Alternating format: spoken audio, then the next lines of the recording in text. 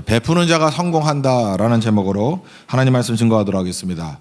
이런 얘기 들어보셨습니까? 어떤 동네 아이가 있었는데 친하게 지내는 형님이 계셨습니다. 하루는 이렇게 별로 마땅히 하는 일도 없는 것 같은데 그 형이 멋진 자동차를 타고 왔습니다. 그러니까 동네 아이가 묻죠. 형 이거 웬 차입니까? 그랬더니 우리 형이 사업에 크게 성공해가지고 나에게 자동차를 사주었어 이렇게 얘기했다라는 거예요. 그랬더니 동네 꼬마아이가 부럽습니다. 그랬더니 형이 좀 미안하잖아요. 나중에라도 크면은 형이 이렇게 좋은 선물을 해줄 수 있을 거니까 너무 부러워하지 마.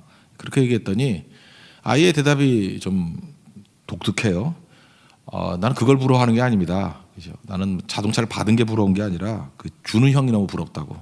나도 나중에 크게 성공해서 동생에게 자동차 사주는 형이 되고 싶습니다. 이렇게 얘기를 했다는 것입니다. 어떤 사람을 보면은 그 사람의 미래가 어떻게 될지는 뭘 보면 아느냐면 도대체 뭘 부러워하느냐를 보면은 알 수 있다는 것입니다. 받는 거 되게 부러워하는 사람 있죠. 받는 거를 막 하나님의 은혜라 그러고 축복이라 그러고 그런 사람은 계속 받을 거예요. 그죠? 근데 그 주는 거를 기뻐하는 사람이 있죠. 주는 거를 부러워하는 사람은 나중에 주는 사람이 될 것입니다. 장학금도 마찬가지예요. 장학금 받는 게 뭐 잘난 겁니까? 장학금 주는 사람이 돼야죠. 그래서 우리 세교의 모든 성도들은 장학금 받은 것도 뭐 나쁜 건 아니겠지만 항상 그 장학금을 주고받는 일에 있어서 나도 장학금을 주는 사람이 되겠습니다. 장학금을 주는 교회가 되기를 원합니다. 이걸 부러워하는 것이 옳다는 것입니다. 그게 미래의 그 사람을 바꾸는 거겠죠. 예수님의 팔복이 있습니다. 산상순에서 팔복을 쭉 말씀하셨는데 복음서에 없는 복이 하나가 나오는데 사도 바울이 에베소 장로들과 헤어지면서 이때가 되게 중요할 때 아닙니까? 이제 예루살렘에 가서 이제 잡힌다는 거, 고난당한다는 걸 알잖아요.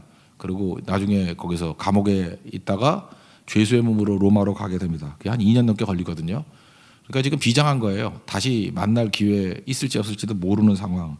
헤어지면서 말씀 증거할 때 제일 마지막 메시지가 이겁니다. 35절 그 뒷부분 보세요. 약한 사람들을 돕고 또 주 예수께서 친히 말씀하신 바 주는 것이 받는 것보다 복이 있다 하였다. 주 예수님께서 친히 말씀하신 바 주는 것이 받는 것보다 복이 있다. 이게 사복음서에 없거든요. 그러니까 아마 이게 구전으로 내려왔던 예수님의 말씀이었던 것 같아요. 주는 것이 받는 것보다 복이 있다고 예수님이 말씀하셨다. 그래서 많은 사람들이 그걸 구복이라 그럽니다. 9번째 복이다 이렇게 얘기를 하는데 예수님이 복이라 그러면 복이죠. 예수님이 좋다 그러면 좋은 겁니다. 그러니까 사실은 이거 분석도 필요 없어요. 예수님이 주는 것이 좋다 그러면 줘야 되고요. 주는 것이 복이다 그러면 복되는 일을 해야 되는 거겠죠. 근데 굳이 분석을 해본다 그러면 왜 주는 것이 복이 되느냐?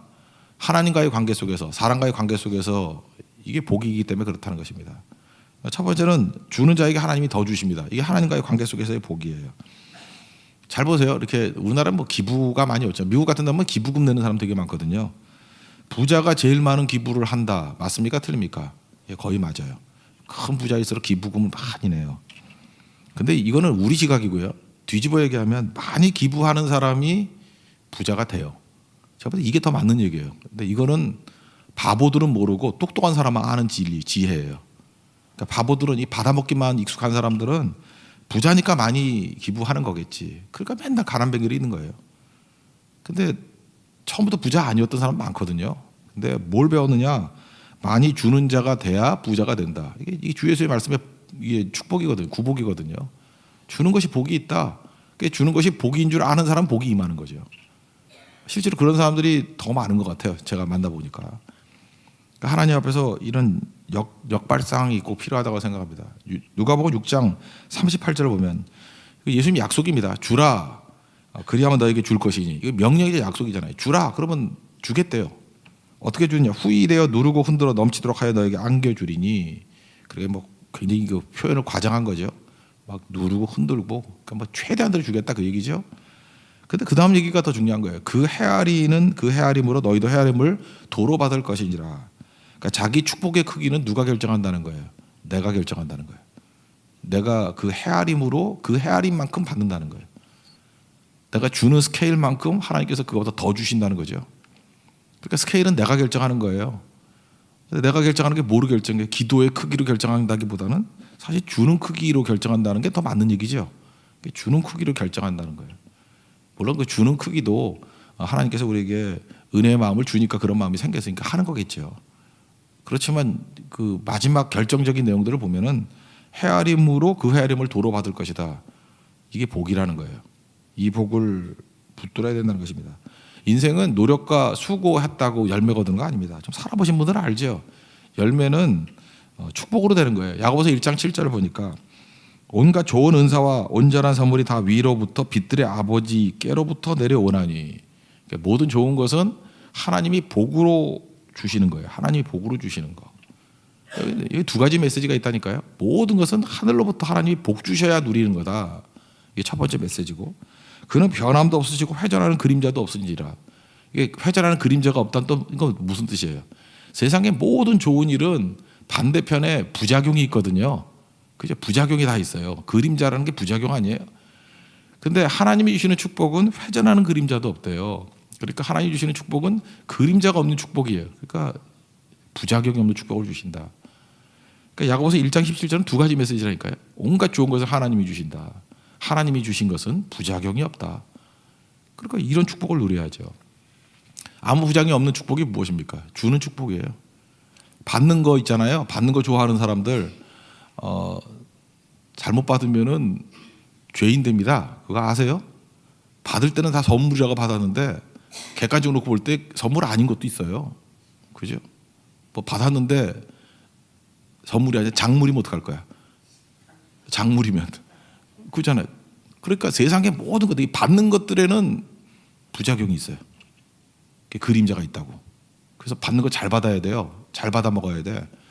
근데 주는 거는 부작용이 없잖아요. 이게 회전하는 그림자도 없다. 그 얘기 메시지 똑같은 거 아니에요? 주는데 무슨 부작용이 있어요? 내가 좋은 거 주는데. 물론 나쁜 거 주면 안 되겠지만 좋은 거 주는데. 줘서 부작용 당한 일은 하나도 없다는 것입니다. 우리 교회도 마찬가지예요. 우리 교회도 주는 교회가 되는 거죠. 뭐 개척교회 시작했지만 주는 거. 보니까 뭐 이번에 건축을 되게 많이 한 것 같아요. 인도 교회도 또 짓기 시작해. 인도에서도 말레이시아에서도 이제 교실 짓기 시작하고, 이번 지난주에는 믿음찬교회 입당식했죠. 거기도 짓기 시작하고. 이게 잠깐 주니까 하나님께 다른 형태로 채워주는 게 더 많죠. 하나님께서 그 스케일로 주신다니까요. 우리가 교회를 세워주는 그 스케일로 아마 주실 거예요. 그 헤아림으로 우리에게 교회와 성도들에게 주실 것입니다. 이게 복입니다. 복. 목회가 뭐예요? 성도들 하면 다 복되게 만드는 거 아니에요? 복받게 만드는 거 아니에요? 그럼 복받게 만들려고 그러면 모든 성도를 다 뭐로 만들어요? 예배자로 만들자. 또 하나 이제 붙은다 그러면 기버, 주는 자로 만드는 거예요. 주는 자로 만들면은 하나님께서 그 헤아림으로 부어 주신다는 것입니다. 주는 스케일은 자기가 결정하는 거겠죠. 그러니까 말씀을 통해서 우리는 뭘 해야 돼요? 주는 스케일을 잠깐 키워야 돼요. 크게. 그러면 하나님께서 큰 주는 자로 세워 주실 것입니다. 두 번째는 또 사람의 복이 임해요. 그 책 제목이 좀 특이한데, 호구의 재발견. 그리고 부제가 뭐냐? 베푸는 자가 성공한다. 애담 그랜트라는 분인데, 그 좋은 학교 중에 하나가 와튼스쿨 아닙니까? 와튼스쿨 교수고 대단히 그 영향력이 있는 분이에요. 근데 호구의 재발견, 베푸는 자가 성공한다. 근데 이게 원제목을 보니까 한국 사람이 참 제목을 이렇게 좀 듣기 좋게 좀 시의성 있게 좀 했던 것 같이, 제목은 그렇게 이렇게 좀 이렇게 저급하지 않아요. 기브 앤 테이크예요. 주고받는 거. 책 제목이 주고받는 거거든요. 그 내용이 뭔가 했더니, 이분이 이제 교수님이니까 분석을 많이 하죠. 논문 쓰니까 분석을 하는데, 이 사람이 이제 분석한 게 뭐냐? 어떤 사람이 성공하느냐에 대한 분석이에요. 그러니까 베푸는 자가 성공한다는데 이분의 초점은 성공에 있었어요. 어떤 사람들이 성공했느냐? 성공한 사람들을 갖다가 이렇게 쭉 모아서 귀납법적인 결론을 내린 거예요. 쭉 봤더니 이분이 분석한 건 일단 세 가지 분석이었어요. 능력, 노력, 기회. 누가 성공하냐 하면은 일단 처음 보니까 능력 있는 사람이 성공하죠. 그럼 뭐 당연하죠. 우리가 뭐 많이 느끼는 거 아니에요? 근데 능력이 있다고만 되는 게 아니고 노력을 해야 돼요. 그러니까 능력도 있고 노력도 있고 뭐 뻔한 얘기죠. 능력 있고 노력하는데 성공 못할 사람이 누가 있어요? 근데 또 하나가 있는데 기회들하는 거, 기회를 놓치지 않는 거.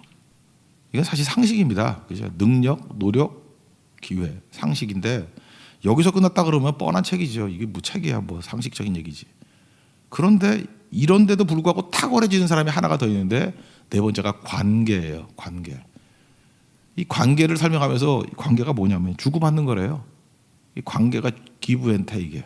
주고받는 걸 잘하는 사람이 관계가 깊어지더라. 이런 사람들이 대부분 그죠, 모든 조건에서 공통적으로 성공하더라는 거예요. 그러니까 앞에 있는 건 다 전제죠. 이건 뭐 누구나 이런 사람들 많은데 능력, 노력, 기회 이런 거 다 맞는 건데 탁월하게 우리가 상상도 못하게 저는 안 될 것 같은데 되는 사람들을 보면 관계에 있어서 탁월하다는 거예요. 근데 관계는 주고받는 거예요. 주기도 하고 받기도 하고. 그러면서 이걸 또 주고받는 걸 세 가지로 설명을 했더라고요. 전체적으로 볼 때 주고받는 걸 이렇게 총 합치면은 좀 더 준 사람이 있을 거 아니에요? 그걸 기버라 그랬고, 주고받는 걸 다 합쳐놓으면 좀 더 받은 사람이 있을 거 아니에요? 그걸 테이커라 그랬고, 어떤 사람이 예민하게, 특별히 일본 사람들이 그러는데 준 만큼 받고 그러죠. 제가 한번 선물을 줬더니 또 선물을 갖고 왔어. 일본 사람들은 그렇게 폐를 끼치는 거를 못 견딘대요. 그래서 뭐 주면 또 주고 그래요. 미치겠어. 또 줬더니 또 주고. 신경이 나서 못 주겠어요. 그죠? 그 무슨 뭐 나는 이제 순수하게 주려고 그러는데 그걸 마음에 부담을 가지고 또 주고 아니고. 그래서 그런 걸 매처라 그래. 매치한다 그러죠. 딱 맞아떨어지게. 근데 탁월하게 성공한 사람들을 보면은 그 테이커는 물론 아니고 매처도 아니고 이건 정 떨어지죠. 기버라는 거예요. 기버. 언제나 훨씬 더 많이 주려고 하는 마음이 있다라는 거예요. 그러면서 그 예를 들었는데 우리가 보통 상식적으로 성공 못할 것 같은 사람들 있잖아요. 여기 뭐 겸손하다고 표현했는데 이렇게 좀 이렇게 내성적이고 이렇게 부끄러움 타는 세일즈맨. 세일즈맨이 그러면 안 되죠. 그런데도 성공하더라는 거예요. 이유가 뭐냐? 기버기 때문에. 주는데 탁월하니까 이 성격상으로는 세일즈에 맞지 않는 사람 같은데도 미국에서 1위 하고 막 그러더라는 거예요. 그런 예를 들고요. 또 변호사 계시는데 변호사는 뭐 변호해야 되니까 말을 잘해야 되잖아요. 근데 말을 더듬는 변호사가 계셨대. 근데 말을 더듬는데도 불구하고 이분이 되는 이유가 뭐냐? 이게 기버, 주는 분. 뭐 돈 준다는 것보다 모든 걸 다 이렇게 주려고 하는 분. 그러니까 뭐 최고의 변호사가 되더라. 뭐 이런 예를 또 들고요. 또 하나 교수인데 힘든 게 뭐냐면 학생보다 나이 어린 교수. 자, 힘들겠죠. 그죠? 굉장히 어렸을 때 탁월하게 이렇게 실력을 발휘해서 교수가 되는 20대 교수 되는 사람도 있잖아요. 학생들이 대학원생은 뭐 더 나이 많을 수도 있고. 근데 또 불구하고 최고의 그런 교수라고 인정받는 사람들 보니까 주는 사람이더라는 거예요. 기버. 그러니까 이게 열악한 조건들을 쭉 얘기하면서 이런 사람들이 탁월해질 리가 없는데 왜 탁월해지느냐? 그러니까 능력, 노력, 기회 이거 빼놓고 설명할 수 있는 길이 없는데 그게 관계라는 거예요. 관계에서 이걸 설명하는 거예요. 기버, 주는 사람이기 때문이다. 그래서 성공한 책을 쓰려고 그러다가 책 제목이 바뀌어버렸어요. Give and take. 주고받는 거에서 운명이 갈라진다는 거예요. 그러니까 예수님의 구복이죠. 주는 자에게 복이 임한다. 그런 얘기죠. 그러니까 나눠준다고 고갈되는 거 아닙니다. 나눠주면 나눠줘서 생명이 더하고 나눠주면 나눠줘서 더 깨끗해지는 거. 그게 보통 촛불하고 운물을 비교하지 않습니까? 이렇게 꺼진 게 있는데 촛불로 이렇게 불을 붙여주잖아요. 그죠? 불을 붙여주면 불이 약해집니까? 아니죠. 아무리 나눠줘도 그 촛불의 불은 똑같죠. 오히려 이렇게 합쳐지면 더 큰 불을 일으키죠. 그러니까 우리가 나눠주는 것은 나눠준다고 없어지는 게 아니에요. 촛불하고 똑같아요. 촛불 불 좀 나눠주세요. 이렇게 불을 뭐 나누는 거예요. 이렇게 불을 번지게 만드는 거죠. 똑같아요. 아무리 줘도요 하나님이 더 주셔요. 그거보다. 하나님 약속을 믿습니까? 촛불이 촛불. 또 하나 우물물. 우물물을 퍼쓴다고 마르나요? 오히려 안 쓰면 물이 썩죠. 고인물이 썩잖아요. 우물을 계속 사용하면 사용할수록 계속 맑은 물이 솟아오르죠. 우리 인생이 맑은 인생, 신선한 인생이 되기 위해서는 잠깐만 주면은 주는 만큼 신선해져요. 주는 만큼 늙지 않아요. 꽁치고 있으면 늙어요. 꽁치고 있으면 주름지고, 꽁치고 있으면 냄새나고. 근데 계속 주면은 나이 거꾸로 먹습니다. 50대가 주면은 40대가 되고, 40대가 주면 30대가 되고, 30대가 주면 20대, 20대가 주면 10대, 10대가 주면은 뱃속으로 들어간다고. 그죠? 그러니까 주는 자가 돼요. 주는 자. 여러분이 왜 자꾸만 나이보다 늙어 보이는지 알아요? 꽁치고 있어서 그래요. 줘보십시오. 예, 그러면 그것도 젊어지는 비결이라는 거예요. 얼마 전에 소개했죠. 그 찰디스 교수의 뭐 공절. 우리나라에서 뭐 굉장히 많이 팔린 책인 것 같아요. 그 설득의 심리학. 그 설득의 심리학 원리 6개가 쭉 나오잖아요. 근데 그 내용이 뭐예요? 요약하면은 그 설득 잘하는 방법이 뭐냐면 자꾸 주라는 거예요. 그것도 내용들을 보면 그 책 내용 그거 아니에요? 누가 설득 제일 잘해요? 주면은 상대방의 마음밭을 뭐로 만들어놨나요? 빚진 마음으로. 상대방의 마음을 항상 빚진 마음으로 막 주면 빚졌잖아요. 빚진 마음으로 만들어주면 설득 잘 된다는 거예요. 여러분 설득이 안 되는 이유가 뭔지 알아요? 맨날 테이커. 챙겨만 가려고 그러니 설득이 되나? 말빨이 안 먹히지. 근데 뭐든지 나눠주려고 기버가 되면은 그 사람의 마음이 빚진 마음이 되고, 그러니까 설득이 된다. 뭐 그런 얘기겠죠. 이 돈만 주는 게 아니죠. 웃는 얼굴, 뭐 따뜻한 미소, 뭐 격려의 말. 저도 보면은 뭐 목사도 그런 것 같아요. 이게 받는 게 좀 많아야 될 것 같아요. 이 격려의 말, 격려의 글, 칭찬의 말. 그럼 그것만큼 힘이 되는 게 없어요. 여러분들은 안 그렇습니까? 너무너무 힘이 되죠. 그거 돈 드는 거 아니잖아요. 그런 거 줄 수 있는 거. 기버가 되라고요. 뭘 하든지 기버. 줄 수 없을 만큼 가난한 사람 없습니다. 그리고 받지 않아도 될 만큼 부유한 사람도 없습니다. 돈만이 아니기 때문에 그래요. 우리는 다 필요한 게 있기 때문에 서로 격려해 줘서 세워줄 수 있는 하나님의 종 되기를 바랍니다. 그래서 사람의 복도 임한다는 거예요. 누구에게? 주는 자에게. 나는 인복이 없어 그러는데, 인복이 없는 짓만 하니까 그렇죠. 테이커가 되고 매처가 되면은 인복이 없어요. 근데 기버가 돼 보십시오. 사람들이 설득당하고 모여들고 채워지게 된다는 것입니다. 그러므로 9번째 복, 주는 자가 복이 있다. 그거 붙으십시오. 이건 뭐 조크라고 썼는데 내가 말다 웃지도 않는데 이걸 조크라고 써놨대. 어떤 학교에서 시제 공부를 시켰대요. 과거 시제, 현재 시제, 미래 시제 뭐 이런 거 있잖아요. 그래서 선생님이 이렇게 질문했대 아이한테. 나는 준다의 미래형이 뭐야? 그럼 뭐 나는 줄 것이다잖아요. 근데 그 아이가 그러대요. 나는 받는다 그러더래요. 여러분 웃네. 난 하나 안 웃기던데 이게. 이걸 유머라고 했어요. 근데 이게 시제로는 틀린 문제지만 삶의 이치로는 맞는 말이죠. 그래요. 이게 시제로는 나는 준다의 미래형은 나는 줄 것이다지만 삶의 이치로는 나는 준다의 미래형은 나는 받는다예요. 하나님께 받고 사람에게 받아요. 그건 또 주죠. 더 받아요. 이 선순환이. 그런 은혜가 임하기를 원합니다. 저는 목회의 목적이 주는 자 되게 만드는 거. 그럼 여러분 삶에서 제자 훈련의 목적은 뭐예요? 우리 양떼들, 우리 가족들 어떤 사람으로 키워야 돼요? 나 만나기 이전에는 안 그랬는데 나 만나고 난 다음에는 한순간이라도 더 주는 자가 되더라. 그럼 그 사람에게 무조건 복이 임해요. 그래서 우리 모든 성도들이 이 복된 성도 또 복된 교회가 되는 우리 축복이 임하기를 바랍니다. 자리에서 일어나겠습니다. 50장 찬송하겠습니다.